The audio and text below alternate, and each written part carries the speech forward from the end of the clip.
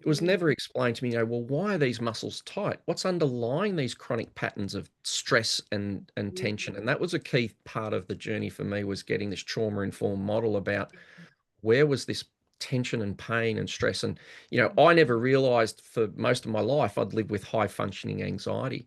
So on Mhm. the outside, I was functioning. But on the inside, I was, burning out. It was like I was struggling to keep up.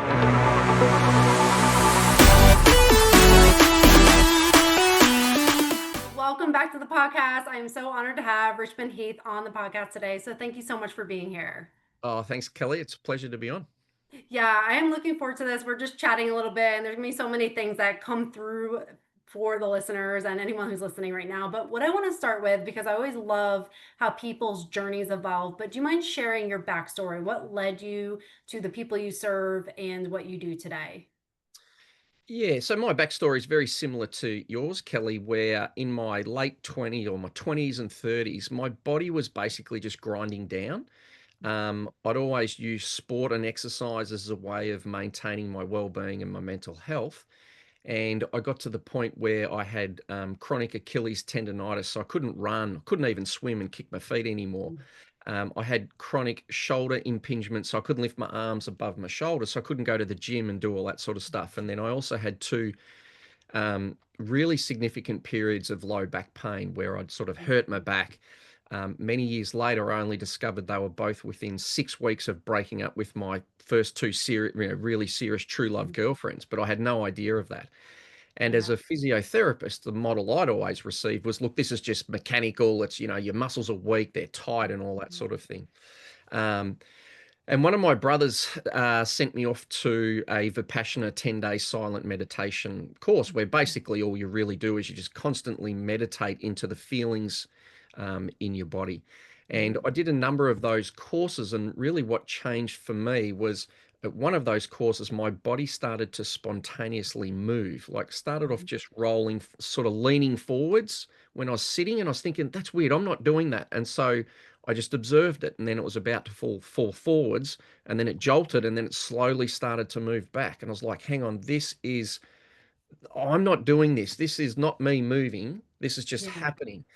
And so I snuck back into the hall late one night on my own, because you're not meant to move in these meditations. And I just observed my body, and then my body started to move itself around. And, over the course of a couple of days, of exploring this spontaneous movement. I didn't have any concept or understanding about it. All I knew was my body was moving. It felt fantastic. After a couple of days, I was able to do a one-handed handstand and press my body weight up and down. So Wow. everything I'd learned about chronic pain and about muscular strength in my physical therapy degree, it all went out the window. I didn't have any framework. So, you know, my back pain was so bad that there were times where I couldn't go up and down stairs because of the weakness in my leg. I had chronic pain, waking me up at night constantly. So the biggest change for me was many years later, then I got introduced to TRE, and someone gave me a DVD. They said, check this out, do these exercises. I did these exercises, had this tiny little vibration in my legs. I didn't think much about it. And then I went to bed. The next morning when I woke up, I was like, oh my God, what's just happened? I slept like a log. I hadn't slept like that for 30 years. Wow. And I'd always, when I'd sit down in the mornings, I'd often have my heels off the ground. It's like, people with chronic tension in their calves, kids with autism will often have that tension pattern. And I'd had that chronic Achilles stuff for years. And I'll never forget sitting on the toilet and just thinking, oh my God, what's happened? Because it felt like my heels felt like they were a foot through the bottom of the floor. Mhm. So all that tension and pain in my calves had just completely let go in a way that no other form of body work or exercise or Pilates or stretching or massage or foam rolling, nothing had ever touched. And so that was the key moment for me, where all of a sudden I had this way of finding relief in my body, which I'd never found before. And at that point, I had no understanding about what it was or could explain it, or had no trauma-informed sort of model for it. I just knew that it was working, it was doing something really profound. And so I really went from there. Yeah. Thanks so much for sharing because it's like those experiences are so transformational when you have this one way of looking at life and looking at your body and have this lens, especially when you're trained as a physiotherapist. Like you have that one lens that you have, and then you have this transformational experience, and you like, it's like everything changes. And I had very similar experience, like lived with chronic back pain for years and like did all the things, and it was like frustrating because you know the body, you know all the things to do, and you're like, this is not like working long term. So it's amazing to understand like there's so much more to this, and then to have that experience that you had. It's Yeah, profound. yeah, absolutely. It was a major paradigm shift for me because, as you say, my physiotherapy degree, it was like, oh, it's all just tight muscles and that, but it was Mhm. never explained to me, well, why are these muscles tight? What's underlying these chronic patterns of stress and tension? And that was a key part of the journey for me, was getting this trauma-informed model about where was this tension and pain and stress. And I never realized for most of my life I'd lived with high functioning anxiety. So on Mhm. the outside I was functioning, but on the inside I was burning out. It was like I was struggling to keep up, and that was really in my 30s. I had a partner, I had a young child, and it was the stresses of trying to keep up that Mhm. really got me to the point where I was breaking down. Yeah. And one of the key elements was because I felt so bad, so exhausted, so low energy, so much pain, so much tension, Mhm. I didn't have any really healthy ways of managing that. I could eat and distract myself. I used to use exercise to feel good, but that was limited and it caught up with me and I couldn't keep doing it. And that's why finding this innate pathway in my body that was able to release the stress and tension on its own without me having to do anything was such a major relief, because I finally had something that was a healthy way, and an internal resource that was freely available. And the great thing for me was I didn't have to do it. Like, I'd spent my whole life thinking, and I'd been trained that way. It's like, it's my responsibility to fix this and make myself better. I mean, that's, people come to see me as a physiotherapist because I'm going to fix it. So I'd done the same thing. The problem was me. It was that Mhm. I wasn't doing enough. I wasn't meditating enough. I wasn't doing enough breath work. I wasn't eating that. I wasn't. So it was always this pressure of like, I have to fix this. And it Mhm. just didn't work. And there was Yeah. a huge amount of relief when, at that very first meditation course, where this sense, when I got out of the way and Mhm. I didn't try to do anything and I let my body lead my process, there was just this immense relief of like, oh my God, my body can actually unwind this pattern in a way that I can never do. So it took this burden that it's all my fault and I have to find the answers. They were already, we talk about sort of already being inside us, but it wasn't a metaphor. It was literally that this spontaneous movement reflex is and was the pathway to releasing all those patterns. Yeah, it's amazing. Like when we clench and we try to control everything, it's like our fists are so tightly clenched that we can't receive anything in that position. And it's like a lot of that has to do with safety. We have to be in a place of safety to be able to receive things and allow things to bubble up to the surface. Do you think that played a role, like where that came through in that 10-day meditation, that your body finally felt safe to express it? Yeah, absolutely. And when I first started doing TRE, I'll never forget this experience. So I'd been learning about this trauma-informed model, like why is my body not feeling safe? And of Mhm. course, it's not conscious because I'm in a room with my family and that. But Mhm. I'll never forget, I was at a workshop. It must have been 3 or 4 months after I'd started doing this TRE practice and regular tremoring. My body was starting to let go and calm down. And I was standing in front of someone, just talking, and maybe it was at a lunch break or something, I can't remember. And I was talking to them, and I remember feeling that I felt a bit tense. I didn't really know why. So I deliberately took a deep breath and sort of tried to relax myself. And I literally, Kelly, in that moment, turned sideways and went, holy shit. And the reason I did it was because in that moment, my pelvic floor let go and relaxed. It felt like my bum had sort of hit the floor. Mhm. Now, prior to doing this work with TRE, I'd been teaching Pilates full time. So I had done a million pelvic floor contractions. I was teaching people about their pelvic floor and I did that. But in this moment, what I discovered was that my pelvic floor had been squeezed on for my entire life Mhm. and I didn't even know about it. I didn't know I had anxiety. I didn't know I had high functioning anxiety. All I knew was I had sacroiliac joint problems and chronic sciatic nerve pain and da da da. It was a mechanical thing. Mhm. And so that was really like this, the start of this journey of recognizing, and importantly for me, that it's the chronic tension that I don't know about that's having such a significant impact. So, people who are listening to this now, we can be sitting here going, no, I haven't got any pain, I haven't got any tension, I feel good. But just like the classic iceberg story, 90% of the tension patterns are outside our conscious awareness. Yeah. Yeah. But they are what is driving that sense of whether our nervous system feels safe or whether we don't, and how our body tension levels are. And that is ultimately, hugely driving our behavior and our experience of life. So for me, that's that sense of the iceberg, that most of the tension in our system, estimates are that we only have access to 5 or 10% of our Mhm. neuromuscular system. It's that unconscious tension which is generally driving our patterns and our behavior and our experiences of life. And it's why no matter what we do consciously and cognitively, so often it doesn't seem to work. Is because, like me, I had no idea that my pelvic floor was squeezed on. Yeah. And even, people listening now, it's like we can be feeling okay, but if we get a massage therapist to come and put a trigger point in our shoulders or our glutes or our stomach or our diaphragm, we'll be like, oh my God, there's all this tension there, but we don't even know it's there having an impact. And again, this is why working with the body's own way of unwinding that tension pattern below our conscious awareness is so significant, because it's something that we can't do cognitively.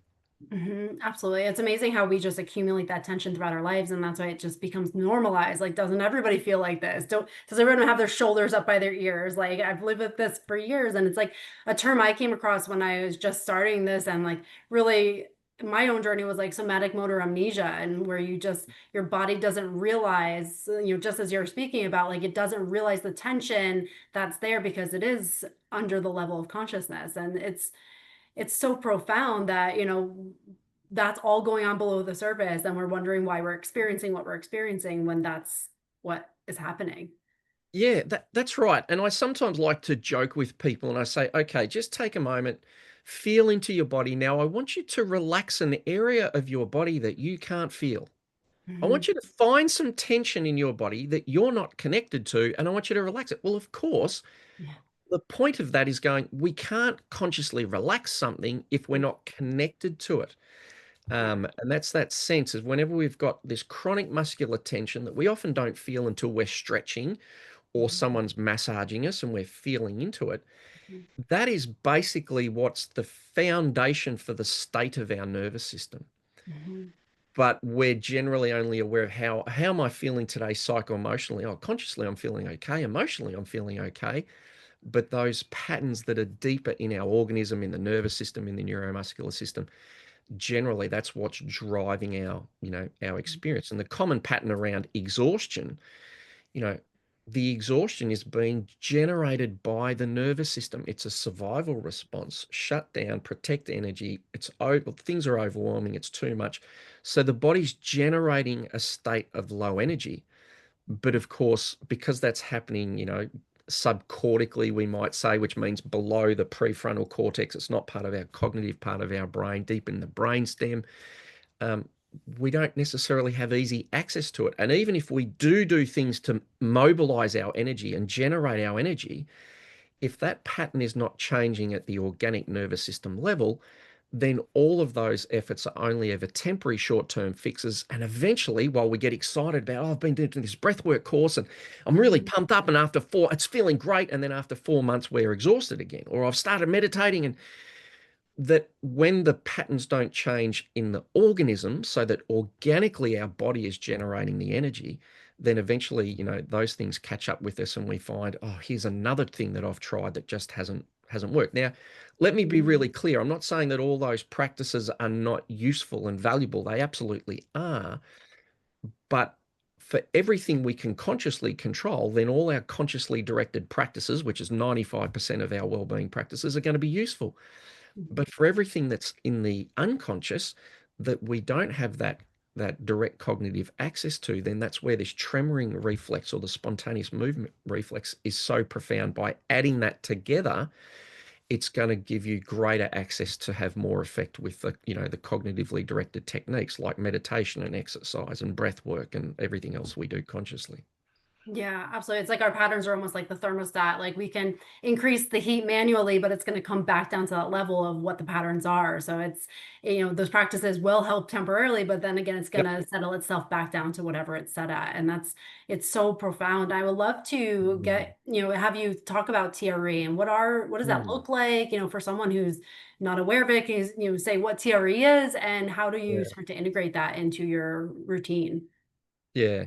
So TRE it originally just stood for tension and trauma release exercises. And in a nutshell, what it involves is deliberately invoking spontaneous shaking and trembling and sometimes pandiculation, which is like fascial stretches or your body moving through space like a yawn.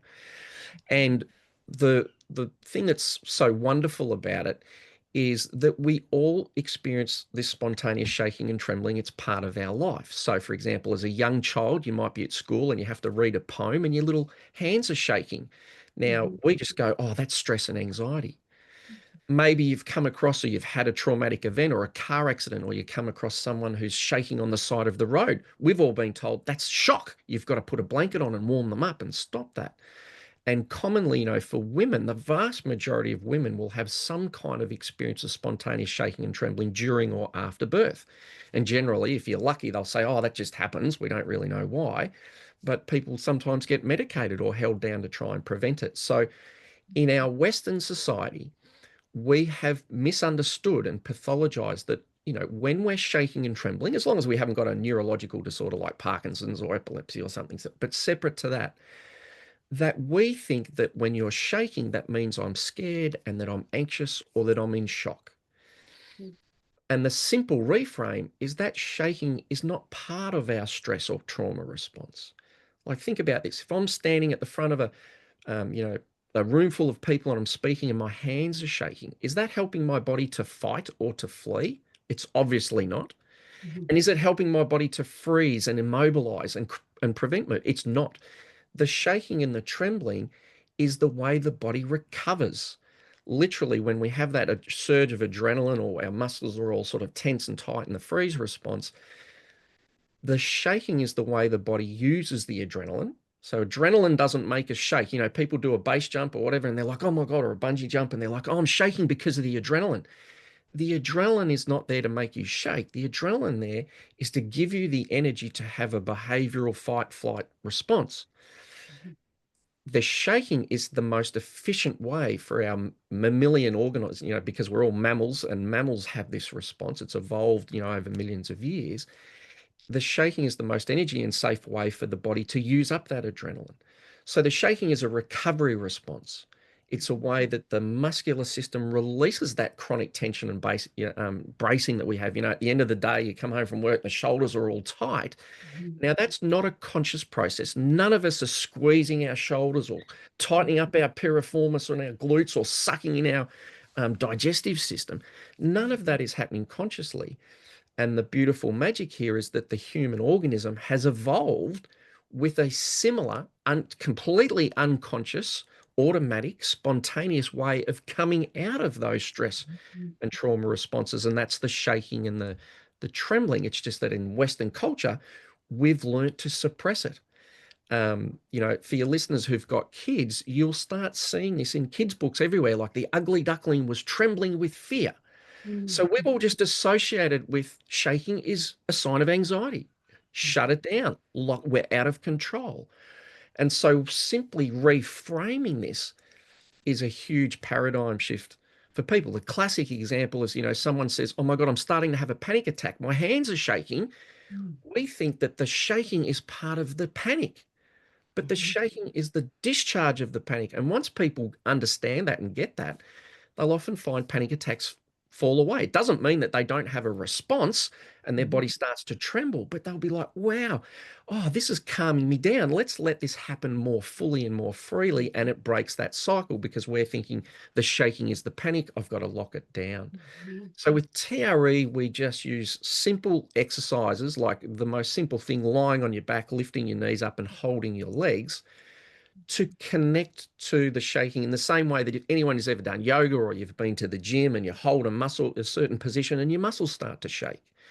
So we use this muscle effort to deliberately invoke the shaking. And it tends to start off as a little shake or a vibration or as a wobble, Mhm. but then the body will start to generate movement wherever it needs to. So someone might find their hands start to shake, someone else's eyelids might to flicker, someone else's hips might start to rotate, someone else's ankle might start to, wobble and vibrate. And so by doing that and then teaching people, hey, even though you're letting this movement happen, you can take conscious control of it and stop it whenever you want. So Mhm. people learn to self-regulate it. So they're going, hey, I'm not out of control.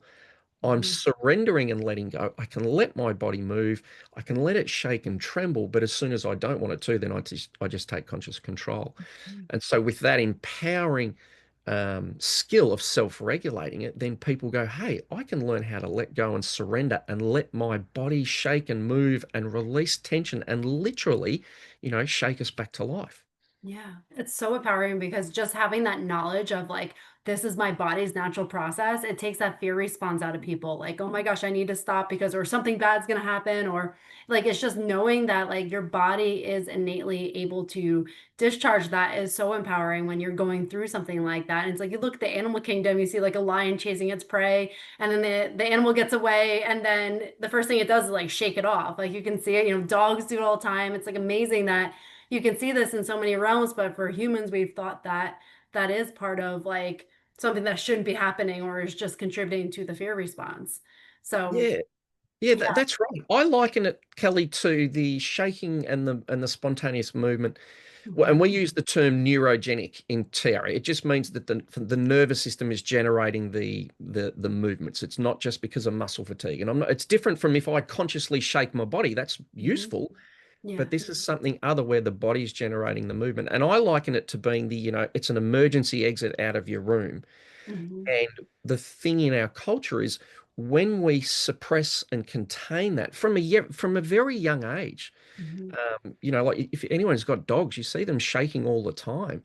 And as Mhm. soon as they do that shake, it changes the direction that their heart rate is going in. It's heading up and they're getting stressed. As soon as they do that little 2-second shake, their heart rate changes direction and they start to calm down. But as a culture in the West, we've completely pathologized it. So it's like we've locked the emergency exit. So, in my example, I'm going, I've got all this tension and all it, which, ends up becoming chronic pain. How do I get rid of it? I'm trying to get rid of it from the outside. I'm trying to numb it out. I'm trying to eat. I'm trying to distract myself. I'm trying to do exercise. And exercise is useful, but it has a limit because I can only exercise to the level of that my cognitive mind will allow me. And so this is where, when we've locked and bolted closed the emergency exit, it's like that stress and tension can't get out of us.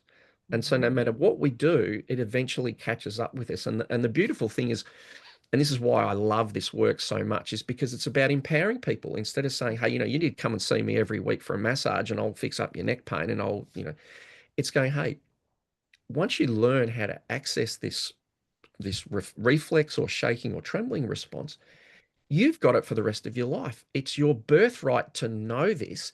And this is how you access it. This is how you regulate it. And then basically, I sometimes say to people, say, now just go away, keep using it for the rest of your life. Get in touch with me if you have any problems using it. But every time we let the body move itself, it literally just peels away another layer of the onion. So what excites me, and I know in your podcast you talk a lot about progress, Mhm. because when we're really struggling, we're all looking for the silver bullet. We're like, oh my God, I did this thing and everything is perfect. And I haven't had to change. I haven't had to change the way I live or think or move or deal with my emotions, anything like that. But what I'm really passionate about, Kelly, is the direction that this shaking response moves us in. So when I run classes, rather than saying, right, okay, who's magically had their pain disappear, or and that happens. People go, oh my God, I had this pain and it's gone. But what I'm more interested in is I'll say, right, what direction has this little minute, these 20 or 30 minutes of shaking moved your system in? And people will go, oh, I feel more calm. I feel more relaxed. I've got more energy. I feel more alive. I'm more connected to my body. So I'm like, great. Now, if 20 or 30 minutes of that has given you that response, every time you do it and you use it, it's going to unwind you further and further. So people have been using this, it becomes a lifelong. I don't like to use the word practice because it just happens so easily. It's not something you have to do. You don't have to make it happen. You just let it happen. You can be lying in bed before you go to sleep.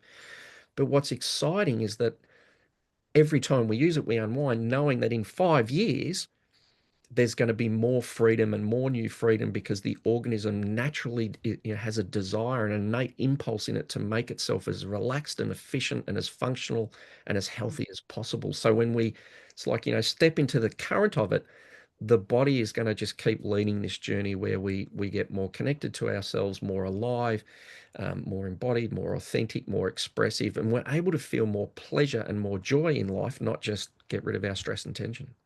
Yeah, I love that. I love how you use the example of that like emergency door shut because it's so like I talk about that too, like in a different way. But like when the door is shut and you just see like a tiny crack, you're like, oh my gosh, there's light coming in. And then like you want to lean into that more. So it's not something like, oh, at 5 o'clock, I got to do this. It's like something that you're like, oh my gosh, I feel a little bit better. I want this in my life. Like this is something that you almost like feel like you're coming home to yourself when you're doing practices like that are taking off all the gunk that you've accumulated through your life.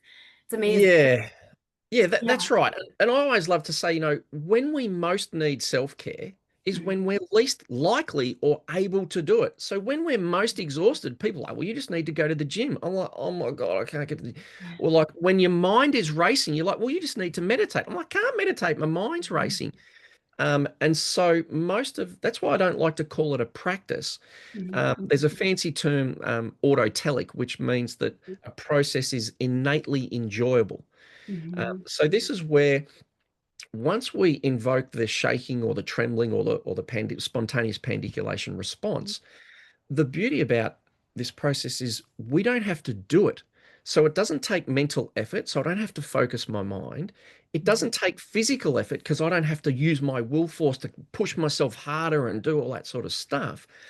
And it generally feels very pleasurable. Mhm. So what happens is rather than going, oh, okay, look, I'm already exhausted, I'm already stressed, I'm already burnt out, my life is already full. I've got the kids, I've got my work, I've got all this stuff. Hey, all you need is an extra 30 minutes of your day to do this wonderful practice. People are like, I'm already full. I haven't got time.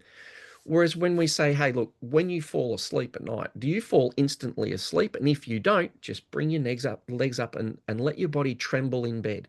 Or if you wake up in the night, or if you've finished yoga, just do 5, 10 minutes of the shaking because the body is able to release stress and tension in a way that we can't do consciously. So it doesn't take much time, it doesn't take effort.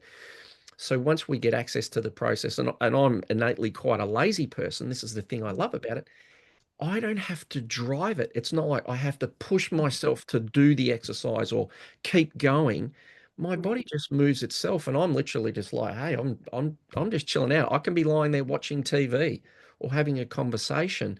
So it's something that's super easy to build into our day. And when we're most fatigued, when we're most stressed, and we're least likely to use self-care, Mhm. all we're really saying to people is, hey, are you able to let go? And of course, most of us can't let go because we're so bound up tight, but we're going, I'm not saying, hey, you're going to go and drive this, make this happen and Mhm. find more willpower when you don't have willpower.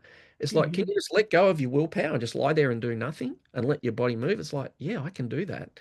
Mhm. And that's why it's so significantly different to most of the other practices that we use, which require our time, our energy, and our mental focus and our will force to try and make them happen.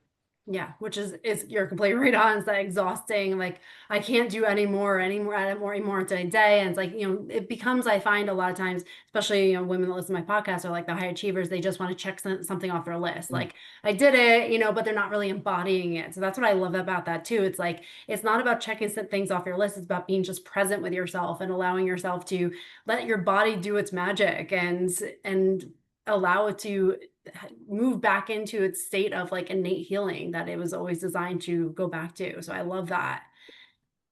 Yeah, and then look, another area that's relevant is when we think about spontaneous movement during orgasm. And I always like to raise this because people are like, oh, it's tension and trauma release. It's all about trauma. And it's not that at all. We don't need to go into the story necessarily. We're just letting the body move itself back to life.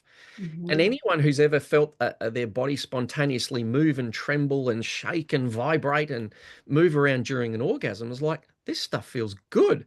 And Mhm. so this is part of the beauty of it, is that when the body starts to move and it releases and it relaxes, it feels fantastic. So instead of it being going, oh my God, I've got to go and stretch and I don't like the pain and how that feels, and oh, I've got to do that run and it's time. You're actually going, do I want to lie down and basically have a kind of almost a form of, it's not an orgasm per se, but this sense of my body's going to start to move and shake and release itself, and it's going to feel pleasurable. Be like, of course. How much time and how much energy is it going to take? None. Your body generates it yourself, and you can, as I say, you can do it literally anywhere. People do it in bed.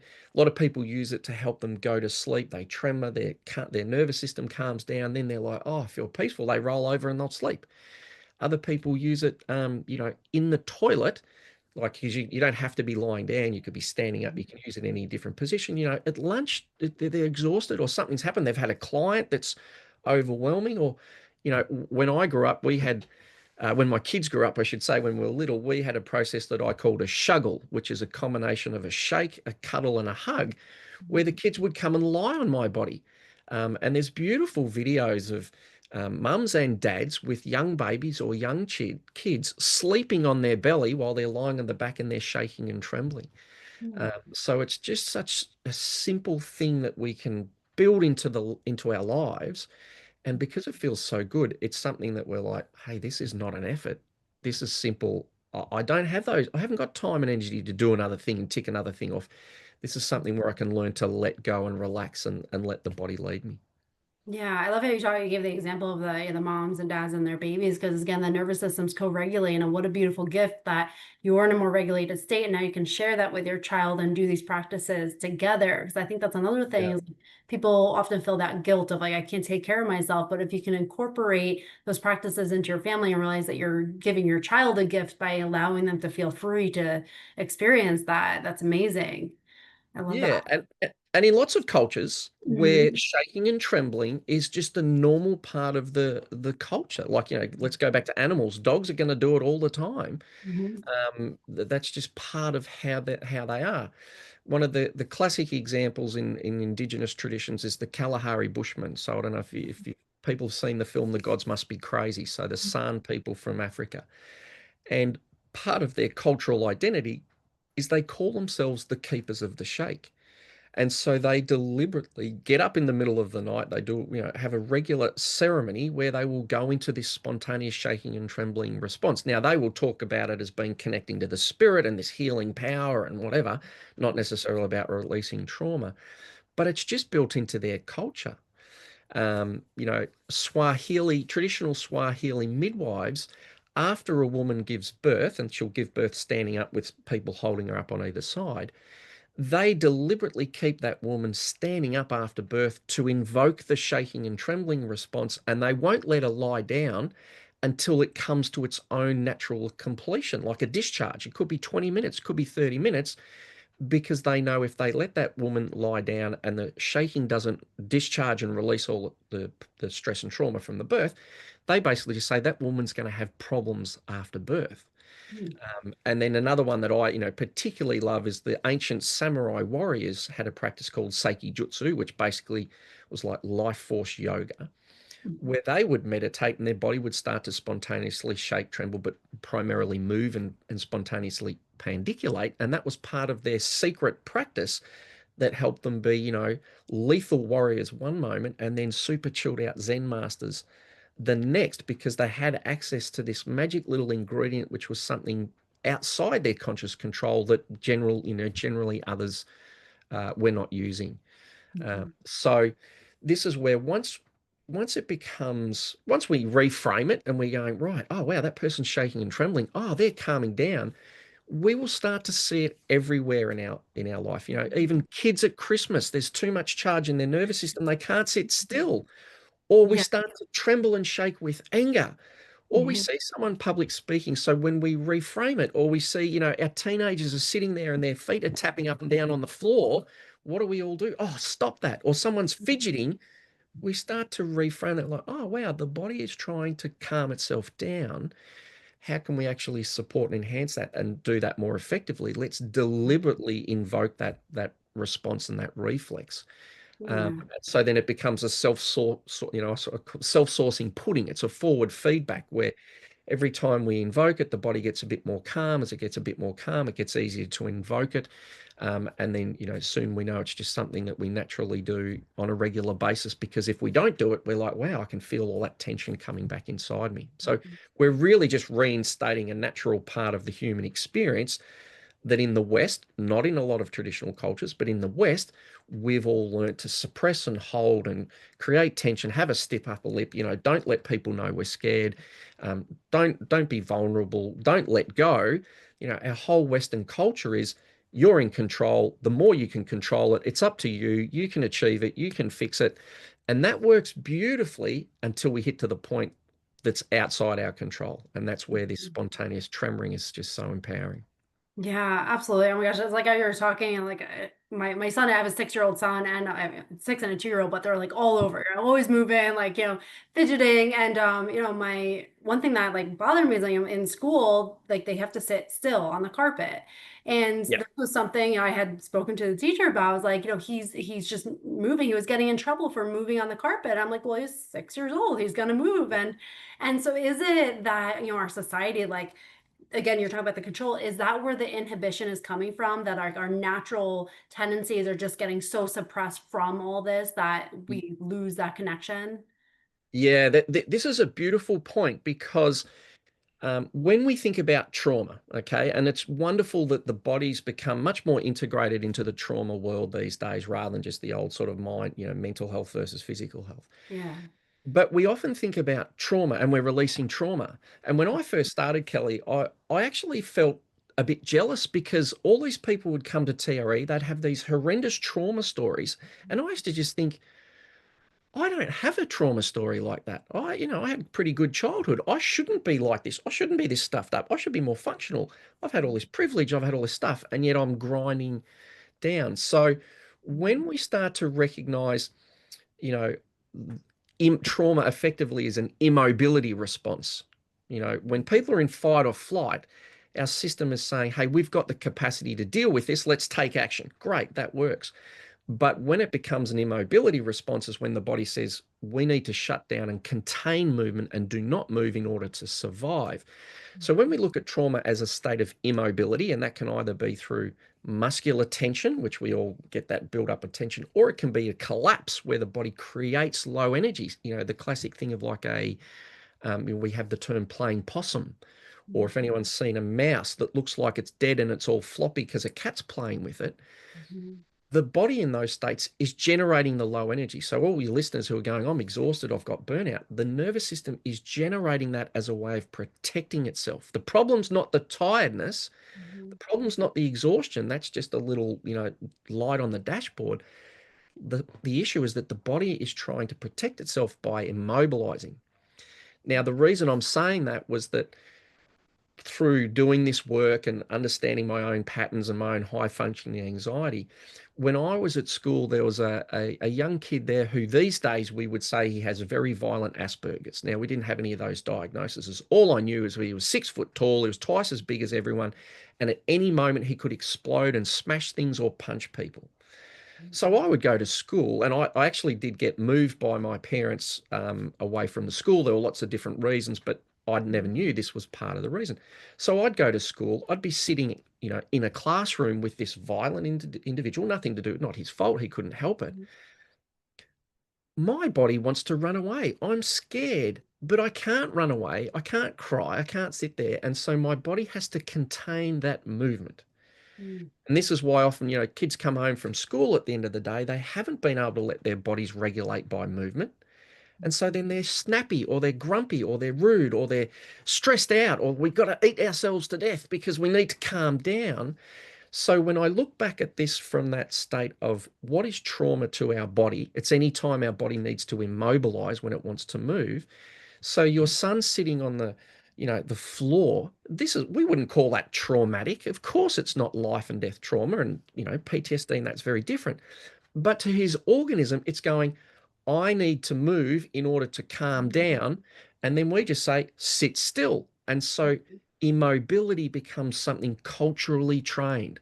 Yeah. Don't let the body move. And so effectively, that is traumatic to our physiology. It's not trauma, it's not like life and death.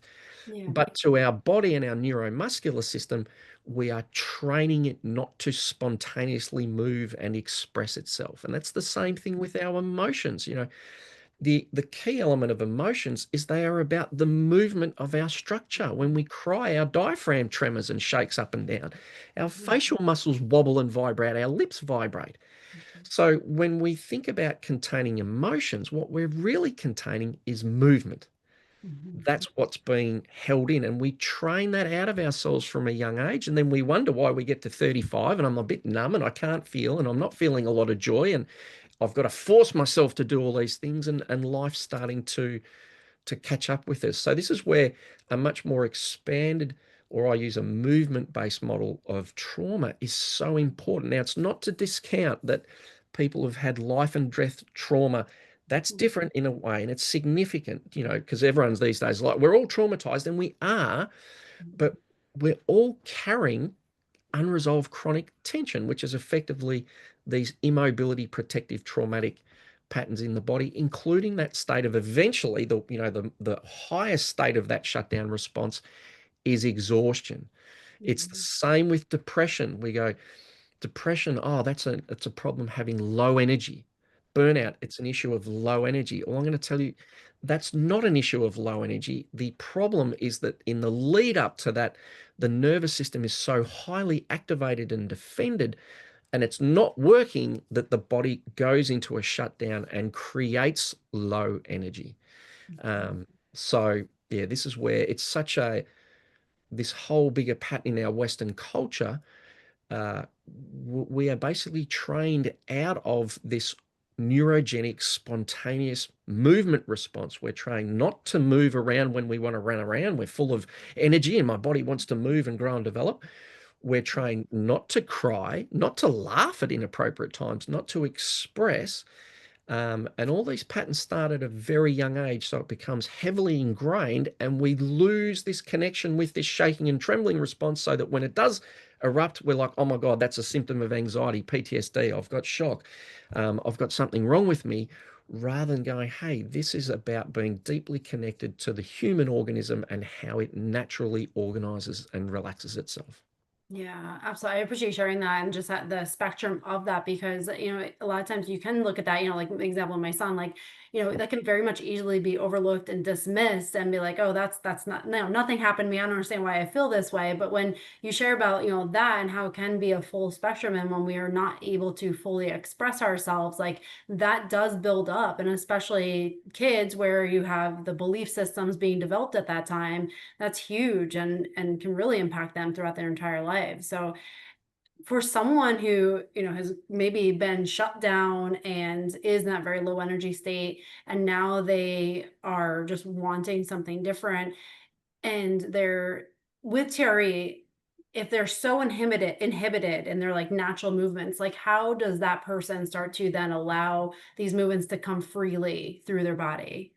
Yeah, so part of the beauty of the process is that we bypass the thinking mind. Mhm. So we're just using muscle fatigue to bring the shaking on. Mhm. And what's important is recognizing that that pattern of holding and bracing, it's not a conscious pattern. All right. Mhm. If it was a conscious pattern, all we would need to say to the listeners is, hey, everybody, just let it go, become enlightened, and go on your way and have a great life. So it's not a conscious pattern. And the chronic holding and tension is similarly, it's not a conscious pattern. Mhm. But the beautiful thing is in the tremoring or the TRE, and there's many different modalities and practices around the world. TRE is just a modern Western, trauma-informed neuroscientific perspective and way of working with it. So it's not that TRE is the thing; it's this spontaneous movement. TRE is just one model or pathway. But when we access the spontaneous movement reflex, that's being generated in the same part of our nervous system that's creating the tension. So in response to the question, the answer really is you don't have to let it go. This is the whole problem. It's not up to you. You lie down, you let your body let itself go. So we take ourselves out of it rather than, oh, how do I fix this? How do I do this? You're going, your body's got you. Your body's got your back. Your body has got this. It knows what it's doing. Mhm. And one of the beautiful things is because it's not then driven by the conscious mind in our cortex, people will find that it creates levels of relaxation and freedom that we can't create consciously. So it's really, common that after the very first time people experience the trembling, they'll get up and they'll say something like, I feel like I've been meditating for 3 hours. I Mhm. feel so relaxed. How did this happen? Well, it's happening because we're not consciously creating it.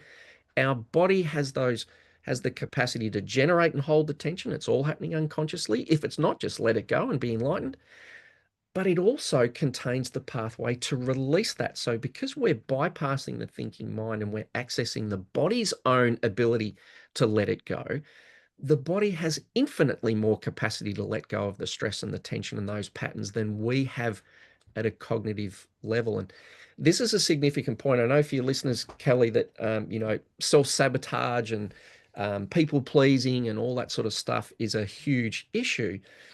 And Mhm. what's important to recognize again is if that pattern was a cognitive pattern, then all you'd need is a little bit of information, make some different choices, and you'd all be fixed. Mhm. But those patterns happen from a very, very young age, generally from a precognitive age. So we're not going to have words or story, they're in our system.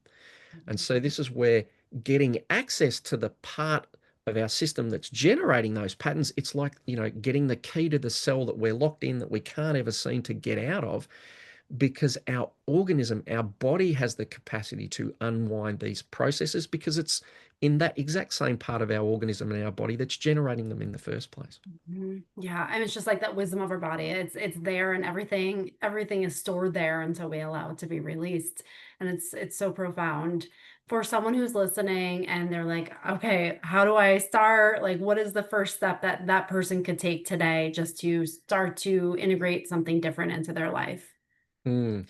So look, pre-COVID, this was one of the positive things that came out of COVID. Pre-COVID, people would always learn TRE either in a workshop or with a TRE provider, and they're in around 80 countries around the world, and you can find them at TRE Global or traumaprevention.com or treglobal.com. But during the pandemic, of course, we couldn't work face to face and we couldn't travel, so we started doing it online, and it works really well through telehealth, like any other telehealth thing. But when I was in Melbourne, all right. Now, Melbourne was the most locked down city in the entire world. We had the longest Gosh. lockdowns for the most significant, and the most significant, you had a 1 kilometer radius you could walk in for like 30 minutes a day. Mm. Luckily, and we're very privileged, our government also had supportive measures for people who'd lost their income and, sort of Mhm. we would call it the dole or job start payments or new start or supportive Mhm. payments. So I lost all my income. I couldn't work, Mhm. but I was getting government benefits in order to survive. I was Mhm. very keen to try and do something that and not just live because my partner, who was also a physiotherapist, she was an essential worker. She was working at nursing homes. She Mhm. was working her guts out 10 times harder, putting all the PPP on and off. I was getting more money than her by doing nothing, where she's working her guts out to keep. So I was like, I can't just do nothing and have a good time and have a holiday. And so I created an online TRE course. Now, this was the first time it had been taught like this in the world. And there was people like, oh, it's not going to be safe. And you need someone there to hold their hand and make sure they're okay and all that sort of thing. So Since that time, it was initially free to help people through the pandemic. There's been more than 14,000 people have done this online course, filmed on my iPhone. It's not fancy, but it's fantastic material. It's got, Mhm. a framing. It talks about polyvagal theory and understanding the nervous system and how the tremors fit in. But then it has 3 guided sessions. So the vast majority of people can learn this technique just through an online course for less than the cost of a single therapy session. And again, the whole point of it is that it's not about going, oh, you need to keep seeing me. It's like once you learn how to use it, how to regulate it, then you've got it for life. So that course is at trecourse.com. It's also got a 3-tiered payment system. So people pay a price based on their income because there's people from countries all around the world. And, 50 Australian dollars might be nothing in Australia, but in Somalia, that might be like 3 months' wages. And so people get to choose that. And if there are people who are in financial difficulty, if you've been through a wildfire and you've lost everything, you can also apply to get free access. So, vast majority of people, I tend to these days refer them to that course because you'll get a lot more understanding and background. You'll get 3 guided sessions, and it's much more cost effective than finding me and doing a session with me. But if you are someone who's got a background of, extreme trauma, or it sounds scary, you're like, oh, I'm not sure about this, or I'm uncertain. The course has a screening tool so you can work out and go, no, I'm going to be okay. And if not, then you can find a TRE provider, as I say, in around 80 countries in the world. And they'll take you through the process. They'll teach you the exercises.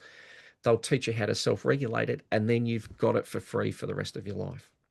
Amazing. I'll put everything in the show notes. Is that the best way for them to connect with you through that website? Yeah, if the best way to connect with me is just through trecourse.com. Mhm. They can find me that way. And again, the one of the elements, David Bess, and I didn't develop TRE also, Kelly. It was developed by a guy called David Besselli, and it was also built on the back of other people in, bodywork like Alexander Lowen and William Reich and other people. So he was just the person who put it into this process. But one of the things that got me so excited and on board with this process was that when David first developed it, he was working in, war zones and natural disasters. And, part of it was we can't bring in a Western therapeutic model, and we can't fly in 10,000 psychologists to do 15 sessions with 200,000 people who've just been through a tsunami.